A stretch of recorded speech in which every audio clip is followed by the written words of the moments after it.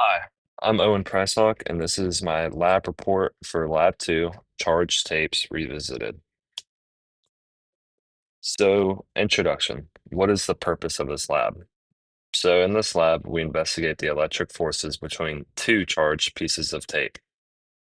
We compare the line charge versus the point charge computational models when calculating the excess charge on a singular piece of tape. It's important to note that both these tapes we found were positive from laboratory one, and therefore they repel each other. So our experimental setup is this. We use 20 centimeters length of tape, and we know that for every meter of tape is 1 gram. So we did some unit conversion to get that our piece of tape was 0.2 grams. We used two neutral books to rest the charged tape on, and a meter stick in the centimeter side facing the camera to measure the distance between which they both repelled. And so this is our experiment. And although it's tough to see, we measured that the distance of repulsion and equilibrium, so the top tape and bottom tape are neither accelerating upward or downward in this moment, was about a half a centimeter. So that's what we used in our calculations. So in this lab, we use this line charge model where instead of just treating both pieces of tape as a point charge, we divide them up into 50, or I guess n number of charges. And so in this lab, we have 50 different charges and they all repel each other. And so that's why you see, like over here, this very leftmost red N has an electric field vector that is up and to the left, and this is up and to the right, because for every N, you're summing up the superposition of the electric field for all the other N on the bottom. And so this is why this model is a little bit more effective. And I'm using the term N, but we also call it DQ bottom and DQ top to represent or denote all these different balls of charge. But the principle still remains the same. We have our electric field or electric force going upward from this bottom tape on the top tape, and then we have our gravitational force going downward on this top tape, and they have to be in equilibrium. And so our point model, and this was our previous lab, which was our point charge.